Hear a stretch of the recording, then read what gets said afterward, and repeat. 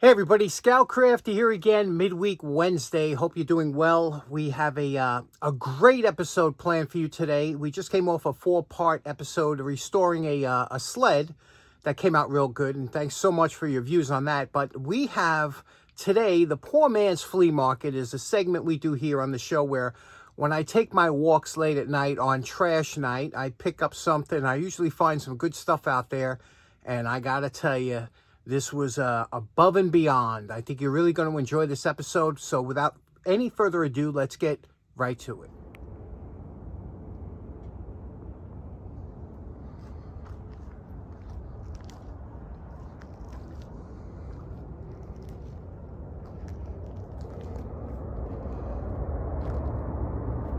Okay, so this is the first item that I found on the Poor Man's Flea Market. This is a Black & Decker hedge trimmer. And this one, I got to tell you, this type of plastic is a really heavy duty. This stuff is practically unbreakable. This is the good plastic, not the cheap plastic. And really nice. It's corded. And I think I'm hoping that's why it was thrown away. Because as you know, when you get a cordless one, you have really no use for these. So a lot of times they're tossed. The blades look good. I did not try it. We're going to try it together. 17-inch. There's really not much that can go wrong with these, although I have had some. There's just a motor that spins that drives this to, do a cutting like action. So how you work this, you don't need the special cord. It's just a prong, a male in here, and you just put the female part of your extension cord. What do you think? Place your bets. Do you think it's going to work? Let's try it right now. Okay, it's plugged in. Let's give it a shot. You got to pull this back to squeeze the trigger. Uh-oh, hear that? Oh, look at that. One of the few ones I found, it's grinding. So let's take it apart. Maybe we can fix it. Okay, there are 16 screws that hold this housing together. And unfortunately, a lot of times these screws are different lengths. And you have to be careful. I see some people, they take them apart, throw them in a bucket. I don't know how you do it and remember which ones go where. But what I do is you make a little model like this with some holes in it. And then take the screw out of the area, like this one above the handle, and stick it into the hole here. Then take the next one, stick it into this hole, and you do that all the way around. So this way you have a register of what screws came from where, because like I said, some are different lengths. And some they're all the same, you don't have to worry, but a lot of these are different lengths because of the way the housing is, and especially in the front. So it's always good to put back the same screw where it came from, and it's an easy way to do it. Okay, you can see we have all our screws onto our little register, except for this one here because it's in there, but it is loose. You can see it's out.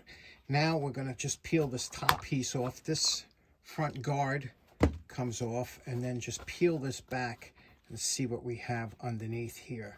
Sometimes there's a snap, especially where the switch is, and you got to be careful. You don't want anything popping out on you. So be careful here. There's definitely some kind of snap here that's holding it, and I don't know if there's a screw on the other side. It's just this one's a bit difficult on this side coming apart. So let me work on this a little bit. Rock it. There we go. There we go. It was this safety switch that was in here like this that was holding that on. So there we go. Now this part here, and there's that safety switch here. Put that back. This is all fine. The problem is in this gear housing here. Now this we got to pry out and take a look under here. Now this whole unit separates from this back piece you could see here. So except for the cord, this is all for the handle for holding and for the power. But you can see that this comes apart here. Now we just got to separate this because there's a gear. All this is a motor here, which runs fine, but it spins a little gear. And this is what gets stripped out a lot. So we just got to pull this apart. Now I like to use 2 older screwdrivers working against each other and get within a crack here and just open it up and pry it all the way around until this eventually will pop up. But you can see this label here.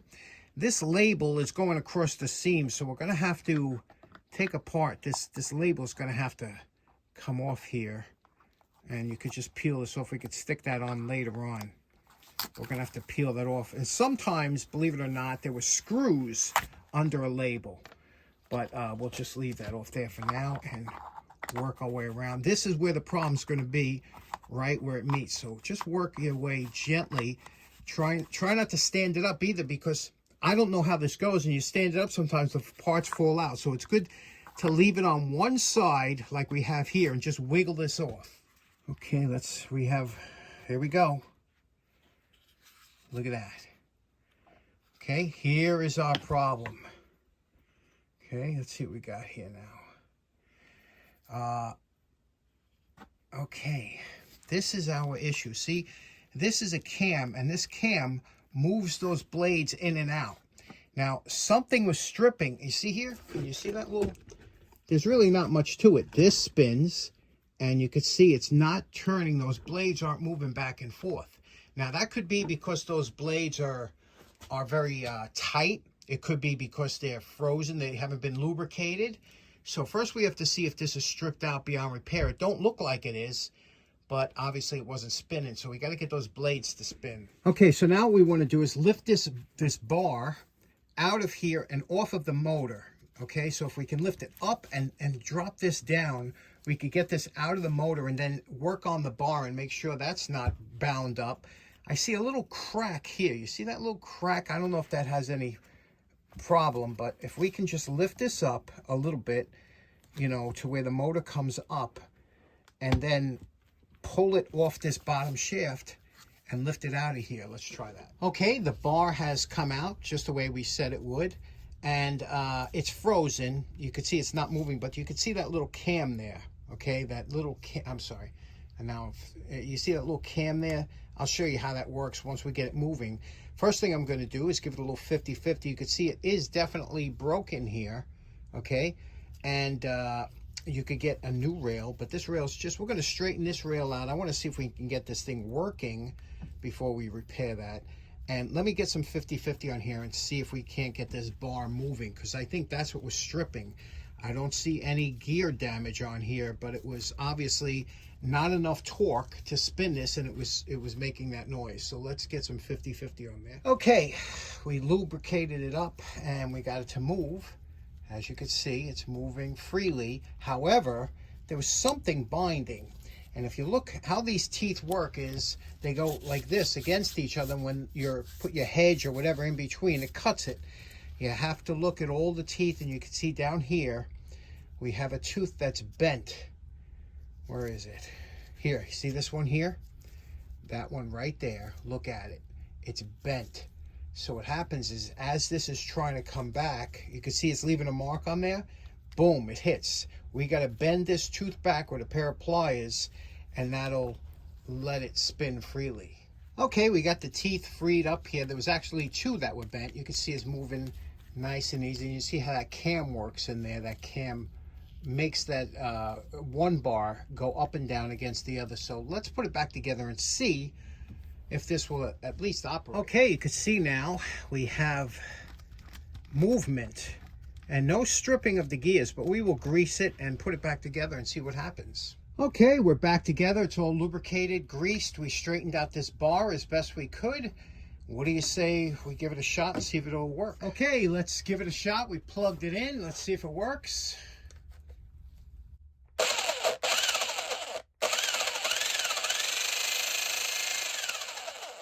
There we go. It works.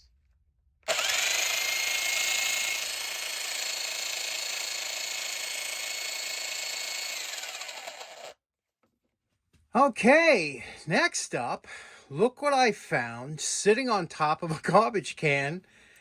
Now, this isn't the first guitar we did here. Remember, we did one with a broken neck? But I looked at this. First of all, let's take a look at here. It's I don't know if you could see it. Let me move it this way. See if you could see in there. Hold on. Boom. It's a Fender. That's right, a Fender acoustic. Now, this, don't get me wrong, this is a Chinese Fender, but still, nice wood. Check out the back here. Beautiful, right? Nice. I mean, it's in good shape. It's a little dusty. It's got on the neck, let me turn it around, it's got the enclosed zivazings. I don't know what they're called. You know what's funny? We got guys on the channel that actually do instrument repair, a couple of them. And, you know, that's a skill. That's a whole different kind of skill. But it's funny when they see something like this, they get a kick out of it. Look, nice neck on it, right? Got the strings. So what's wrong with it, right? Well, let me tell you what's wrong with it. Let's take a look right here. And that's what's wrong with it. It's two things, actually. I think this is called the bridge. The bridge is lifting. Do you see here? That's extremely common, especially on a lot of the import ones. And the reason it happens a lot of times is because they leave this little area, wood, bare wood, so that the glue will stick. But sometimes they put the finish up too far under. Anyway, this is a very common issue. Now, this bridge is walnut. This is a plastic, but it used to be like an ivory years ago, but it's plastic. I got another one of these, whatever this is called. You know, I ordered that on Amazon. And this is repairable, even for somebody like me. You know, basically what you have to do is you have to take it off and you have to straighten it out and put it and re-glue it down.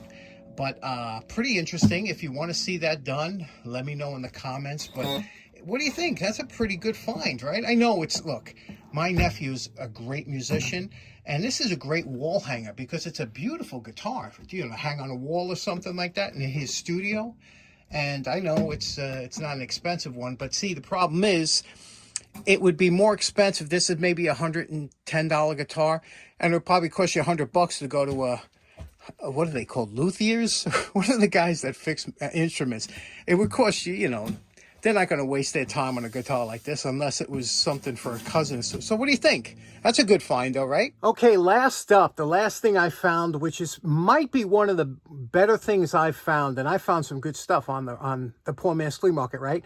But if you're not sitting down, you might want to sit down for this one. It is just absolutely blew my mind that I even saw it from across the street. But check out what I found.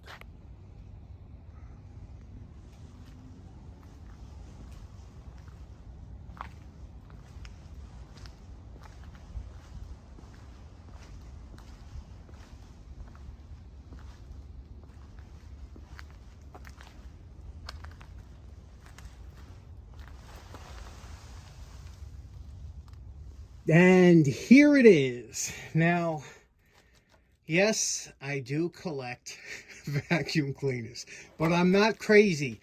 I love vacuum cleaners, I always have, but I only collect a couple of the classics. I have like a Royal and the Upright, the Kirby's, the old ones. I love them old, timey metal vacuum cleaners and canister vacuum cleaners. I got a couple, but I've always wanted one. This is called the Electrolux Model 30 or Triple X, but it was known as the Model 30.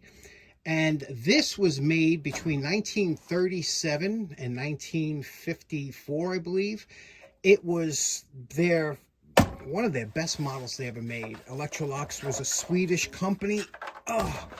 And they made all kinds of quality vacuum cleaners. This was in the early days, you know, and look at this. This is just absolutely, there's one of these in the Smithsonian. That's how epic this design is. And come on, anybody that likes old stuff, you gotta love this Art Deco design. I know it needs a cleaning. I don't even know if it works. What do you think? Do you think this will work? Now, so far we're 1 for 1. Well, we got the Black & Decker working. Let me show you how this operates. First of all, this is where the you put the bag goes in. So you just lift that out like that. Opens up. Look at the inside, nice and clean, right? Here's the bag. The bag was a cloth bag that was, you know, just a reusable bag. Let's check out the inside. Look at the inside. Hold on, can you see? Yeah, look at the inside. Nice, right? Not a rust box. Beautiful. Now back here on the business end, you have look at these little doors. They're like saloon doors, right? They open up, and that's so you could take the hose, you could put it in this side and use it. Believe it or not, it was advertised that you could blow dry your hair. and things like that, but he didn't want dusty hair. There was a filter on the back here. Now, I think my dad had one of these when I was younger.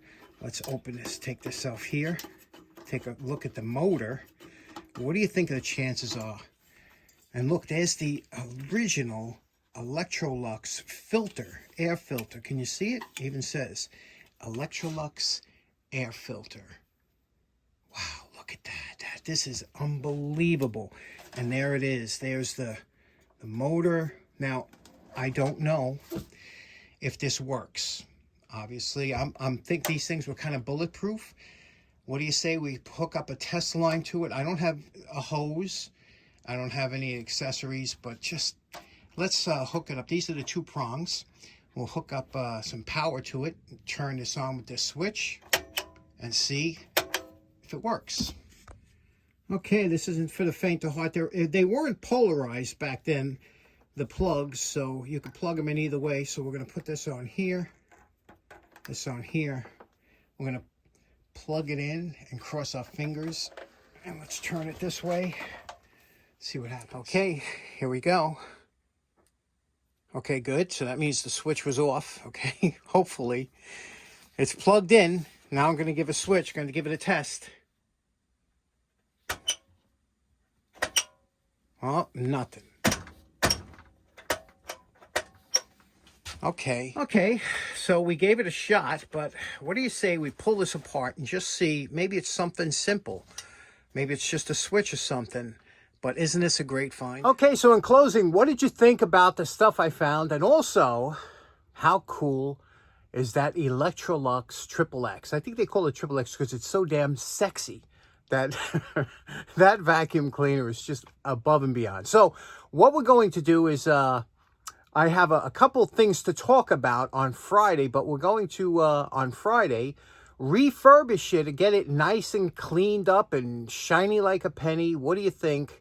Hope you'll be there to tune in on Friday for the finale of that. That's going to be something else. And I promise you I will have it up and running. And you will laugh when you see what I had to go through to do that. So have a great day. We'll see you again on Friday. Take care now. Bye-bye.